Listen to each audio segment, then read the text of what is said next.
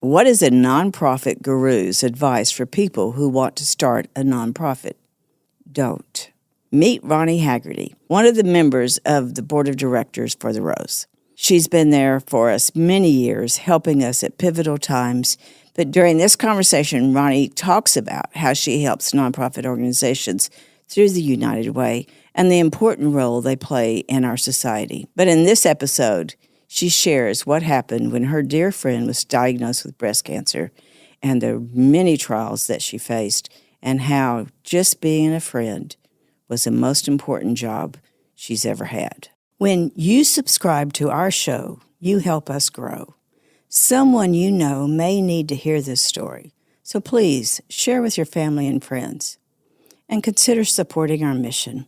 Your donation can help save the life of an uninsured woman. Let's talk about your breast. A different kind of podcast presented to you by The Rose, a breast center of excellence and a Texas treasure. You're going to hear frank discussions about tough topics, and you're going to learn why knowing about your breast could save your life. Ronnie, I'm so glad that you're here with us today. And for our listeners, Ronnie has been on our board for quite a while, and you are also in our world known as the guru of nonprofits. Everybody says if you want to know anything about nonprofits, you need to go to Ronnie. So Ronnie Haggerty, thank you so much for joining us today. And tell me just a little something about how you got into nonprofits. Well, it's a very odd story. So my early career was in advertising and marketing. Lived in New York, actually worked right on Fifth Avenue, which was very exciting for a young person. And then my husband was transferred to Houston, and when I first got here, I did a little bit of work with a couple of PR firms. And then I decided that I wanted to go into something pure and wholesome where there was no politics, that everyone loved each other and were good and kind and well-wishing. So I decided to make the switch to nonprofits, and I started at MD Anderson Cancer Center, which is quite a remarkable institution. Mm-hmm. And while I was there, I was a member of the Junior League, and I was invited to be an outside board representative to United Way, and learned that they had a program that served nonprofit organizations. Well, I didn't really know anything about nonprofit organizations, but I thought, well, that sounds interesting. And so I did a couple of marketing workshops for them and learned that there was a position open that was overseeing what is essentially a consulting practice that serves nonprofits. And I thought, well, I think I'll throw my hat into that ring. Long story short, here I am, lo those many years later. And if you ask me how many years it's been, I probably wouldn't tell you. I just say a long time. A long time. Yeah, a long time. And if you do anything long enough, I think you get pretty good at it. Oh, yes. But you are exceptional at it. Come on now. You run board retreats. You advise new executives how to maneuver through the nonprofit world. And I think some of the best things about the United Way that I've experienced has been the Leaders Circle. Right.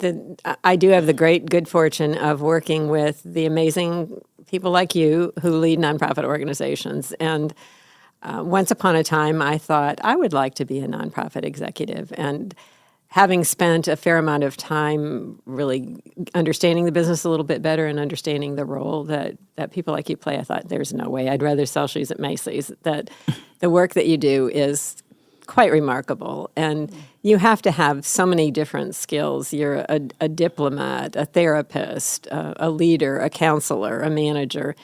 That the nonprofit CEO really is alone.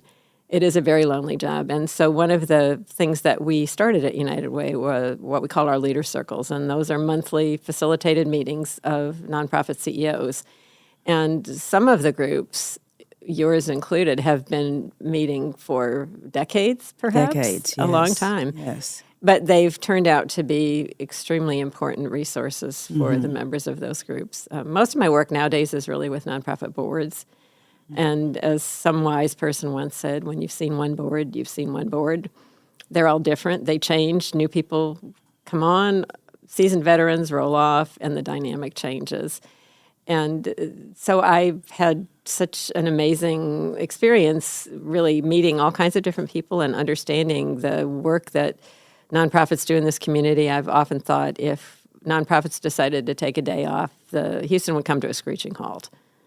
Well, now, talk a little bit more about that, because so few, I think people have this idea that a nonprofit is there to do good, or, oh my gosh, you must love the work you're doing, and I hear that often. And I don't think they realize what part of the society's structure that we really fill. It's a gap there.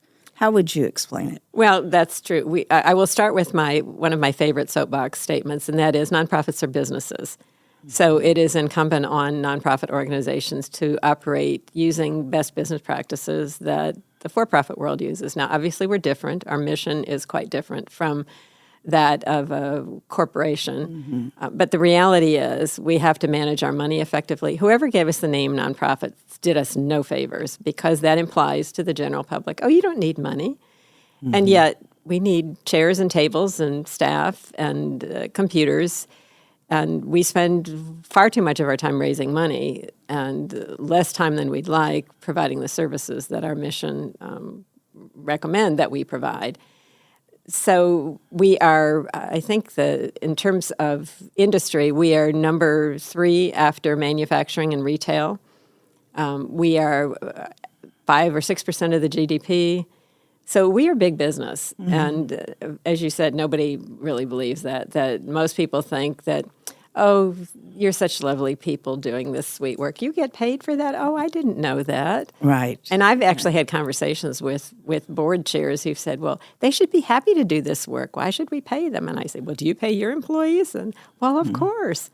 It's a very interesting dynamic. Oh, it is. And it really is. The public perception of nonprofits is rather peculiar. They really just don't understand what we do. And we have all these arbitrary regulations or expectations that the public has, like how much did you pay, Yes. How much are you paying the fundraisers? How much are you paying, your administrative staff? And I remember one time you challenged me with, now, Dorothy, is that really reasonable? Because we were talking about trying to keep those costs low. And you're absolutely right. You have to have that fundraising department to raise money to keep everything going. And you have to have your administrative department. It's really it's just not balanced. Well, nobody asks the major oil companies or the banks or the manufacturers, well, what is your overhead? And yet it's a common question that we get all the time. And does it matter? Most of our overhead is staff, really and truly. And, it takes people to do work. Yes. And you can cut, but then what do you have left? The quality of the service deteriorates, your ability to provide the services that your clients expect and deserve diminishes. Again, it's this very peculiar standard of measurement, and I think we're working hard to move away from that. We talk about the starvation cycle in the nonprofit sector, and why is that? The problem is we have spent so much time doing good, we are terrible advocates for ourselves. So rather than being in Austin or Washington saying, wait a minute, folks, let's get a grip here and let's see what we really are contributing to the economy, to the society, to your voters, frankly, that when you have those kind of conversations, they're usually shocked. Oh, yes.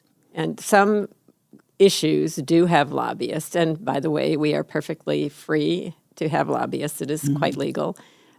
Domestic violence, for an example, is one area where there are lobbyists trying to communicate the impact of domestic violence on families, on society.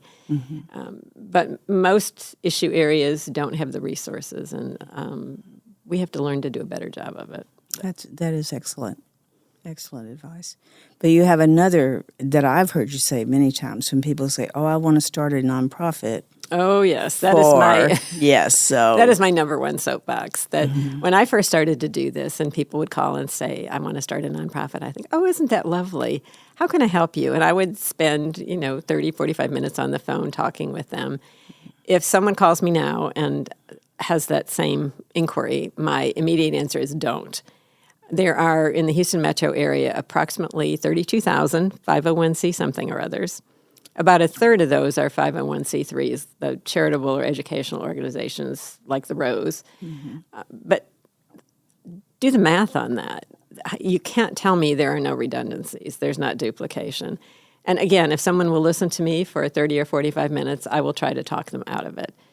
Every couple of times during the year, I'll do a workshop entitled How to Start a Nonprofit. And people will come and I will say, I'm going to give you an honest preparation for this session. My goal here is to talk you out of this. And at the end of the session, I will always say, well, was I successful? Did I talk anybody out of it? One or two people might raise their hands, but most of them, they're gung-ho. They're going to go forward and do their thing. And I'm thinking, here we go again. Here we go again. It's just, and I don't want to discourage innovation and entrepreneurship because that's part of our Texas culture. But you can't tell me that there aren't so many duplicate programs. There are many, many programs in search of a home. They aren't really nonprofits. It is far too easy. The IRS, who terrifies all of us, has made it way too easy to start a nonprofit organization. And the result is that you have all of these odd programs floating all over town, doing a little bit of good here and a little bit of good there, and then some not so much good. And people don't see this either, but we are in competition for that dollar. Right. And I am just amazed. I think when I was starting all this and younger, one of the things that you drilled into me was, who are you collaborating with? How can you don't need to be in that part of it. I mean, really. And I used to say it was because we were so small that we collaborated with everyone, but really that's the only way to get a bigger job done, if we can just come together. It's hard, though, and nobody trusts each other. No, and where there's money involved. Where there's money involved, yes, and then it always comes down to, well, how is it being distributed? It's interesting, and yet I wouldn't be in any other position. I mean, it's that's evident. Yeah, it's just what you've done different. is quite remarkable. I mean, you are an inspiration day in and day out, year in and year out. And when we hear the stories of women who've come through the Rose and how different their lives would have been had they not discovered you, come across you, encountered the Rose, it's pretty powerful stuff. Oh, well, we have been supported by this community, had lots and lots of help. Honestly, I can't imagine trying to start a Rose now. Well, it would be a totally different world, I imagine. Totally different time. And people are always saying to me, why don't you go to XYZ and set up one? And I go, it's just not the same. We're in a different world now. But I am so glad the Rose was there when it was, for as long as it's been. And you've heard me say this, I never dreamed we'd still be doing this. I always thought we'd either find a cure for cancer or we'd figure out how to take care of uninsured people who wouldn't have uninsured. So that's my naivety. Haven't quite gotten there yet, have we? No, we haven't got to either one of those. But you knew about the Rose even before you ever became on our board, ever became a member of our board. And so I want you to share that story with us. Well, I remember that you were and are in one of our leader circles, and so knew your name, knew the organization. And one of my coworkers was diagnosed with breast cancer. And I remember vividly her saying to me in passing that she was about to remarry. And I remember her telling me in passing that she had had a physical and that they found a lump and it was no big deal and she wasn't going to do anything about it. And I said, no, you can't do that. And she and I had known each other in a past life. Our kids went to the same school, but we really didn't know each other well. And at some point when there was a position open, I had the good fortune to recruit her. And so that's how we wound up working together. And, oh, no, it's going to be fine. It's not a big deal. So, okay. A while later, and my memory is probably foggy on some of the details, she went back, had a biopsy, and it was cancer. And that began quite a saga. It's funny the things that you remember, that she was trying to go to MD Anderson to get some additional testing done, and the healthcare system that was providing her insurance was being very uncooperative. Finally got it approved, and she needed some films that they weren't giving her. And so I decided to take it upon myself and march over to this medical plaza and say, I need those films.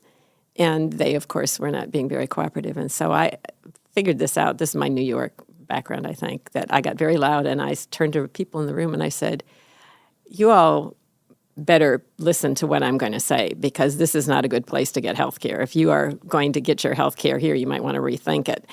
And all of a sudden, someone came forward and said, here are your films. Whoa. When I think about it, I'm surprised they gave them to me. I wasn't the patient, but I remember bringing the films up to my friend or my coworker, and so she was able to move forward and at MD Anderson and begin treatment there. Mm-hmm. And I have vague, random memories throughout her treatment of sitting with her in the evening while they were doing tests, and she was drinking big gallon jugs of this awful-looking white stuff for some sort of radiation testing, and just what a process it was. I had no idea. I've been very fortunate. No one in my family had ever had cancer, much less breast cancer.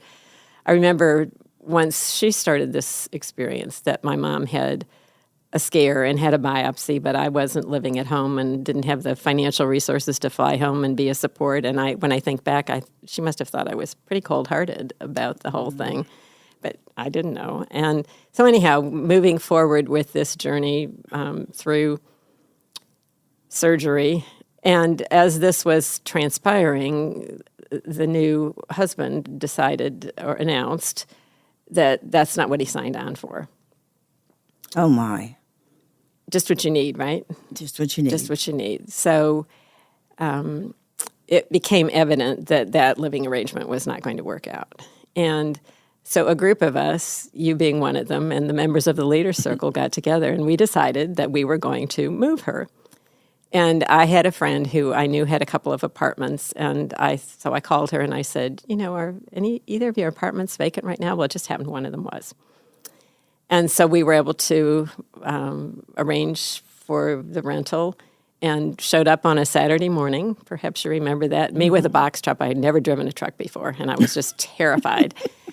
And moved her earthly goods down to the new place, which was such a better atmosphere. And I've always thought that perhaps her recovery started there.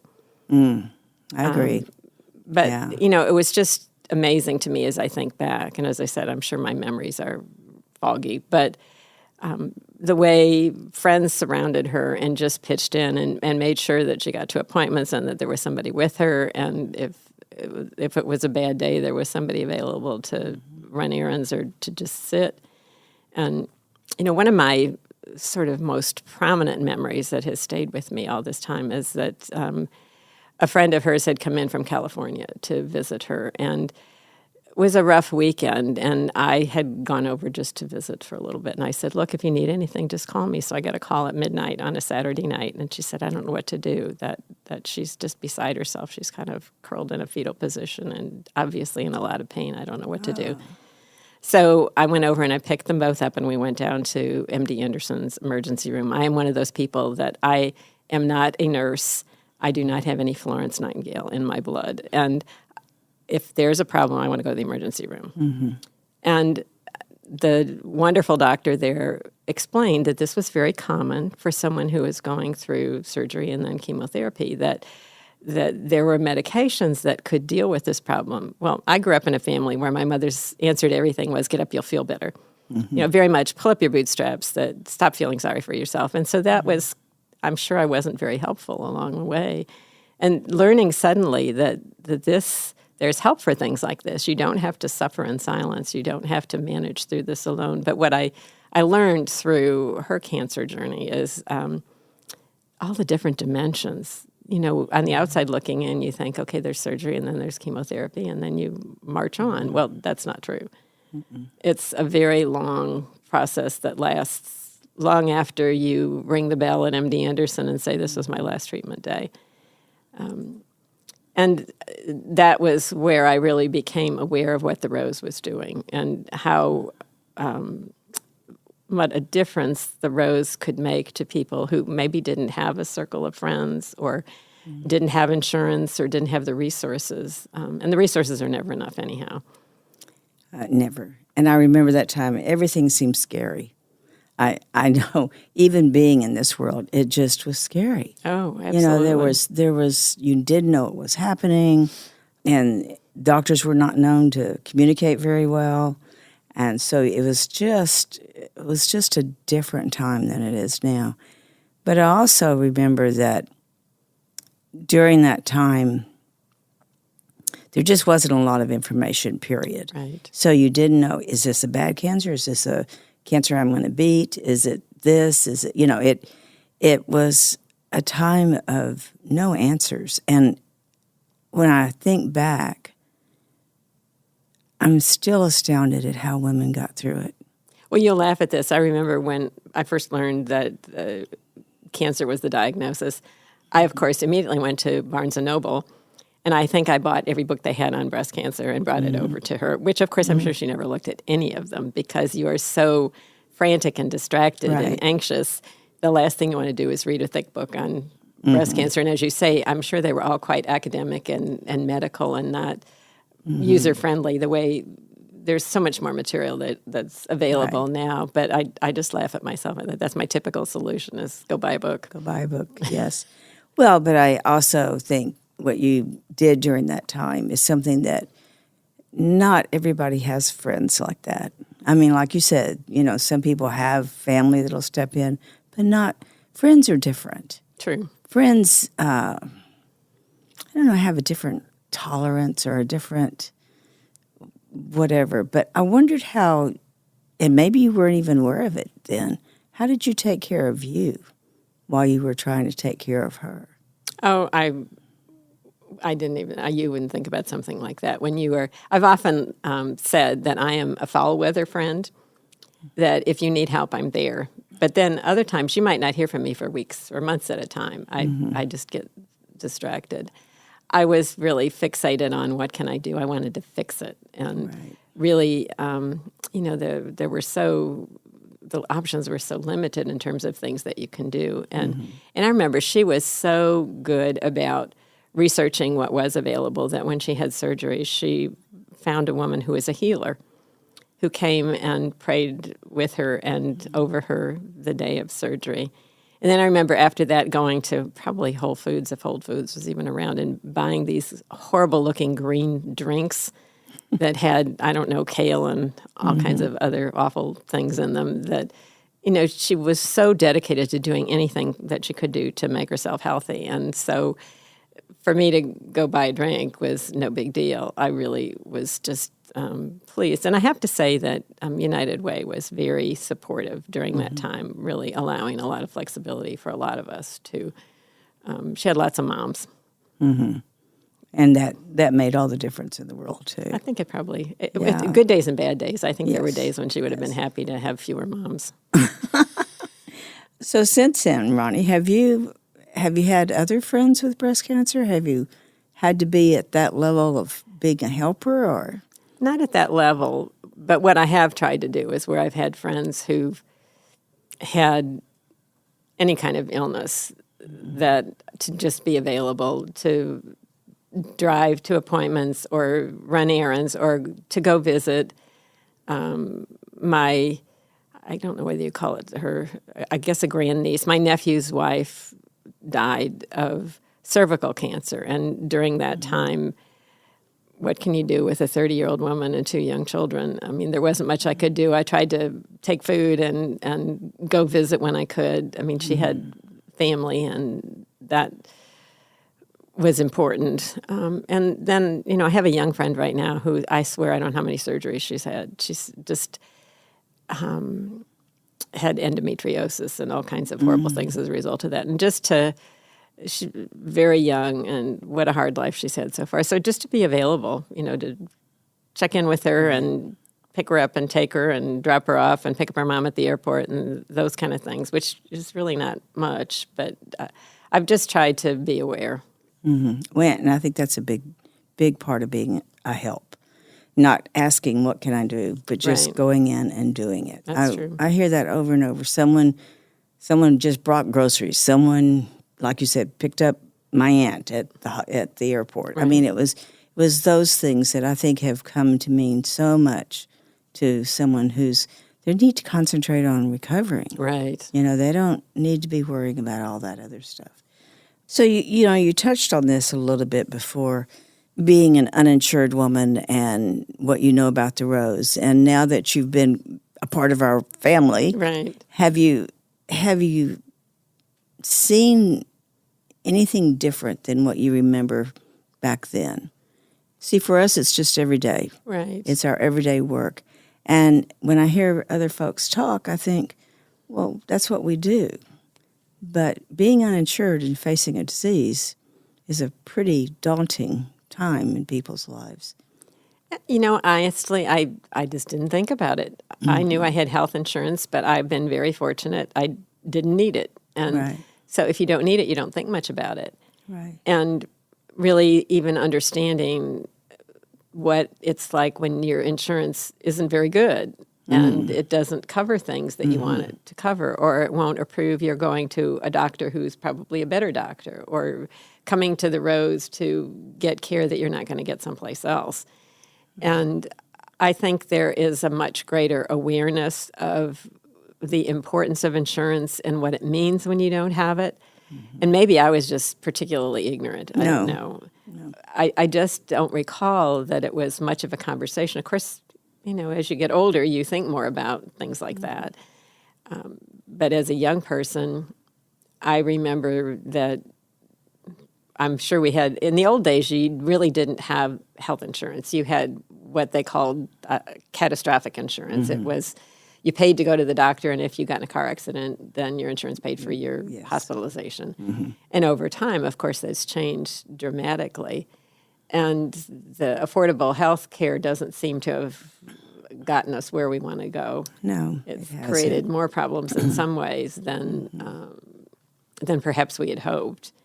But at least it's made it a topic of conversation. I think that it has created much greater awareness among people, perhaps like me, who really never thought about it before, and all of a sudden I thought, well, I shouldn't just take for granted the fact that I have some health insurance. There are a lot of people out there who don't, and that's why I'm so passionate about the Rose, because there are so many women who try so hard to be strong and make it on their own, and you just hear these stories all the time about a woman who doesn't go for treatment because she knows they can't afford it. She has to pay for groceries or make sure that her children have what they need, their school supplies. And I think the more we can bring awareness of those realities to a broader public, the closer we'll get to a world in which you know that you can take care of yourself, that you can get the treatment that you need, and you don't have to make choices. You don't have to compromise. And, as a woman, that's what I want for all women. I want all of us to take good care of ourselves so we can take care of others. It's that whole thing about who cares for the caregiver. And that is so true. So I share that wish with you. Yes. I would love to be in that world. And because of people like you, Ronnie, honestly, helping us nonprofits figure out the way to do it, that has been really so important. Well, I think it's important to work, and I'm grateful that I've had the opportunity to do it. And as I look at my fellow board members, we've got a pretty impressive group of people who are Yes, all we committed do. to the same, all focused on the same goal. Yes, they are, and we are so grateful for them. It's exciting to be part of it. Thank you for being with us today. my Thank you pleasure. for sharing this story, and we look forward to talking with you again soon. Well, I've enjoyed it. Thanks, Dorothy.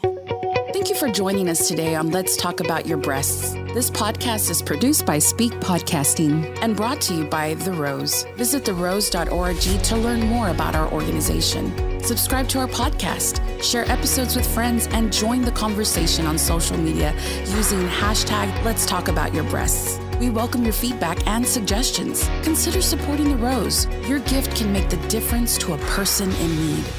And remember, self-care is not selfish, it's essential.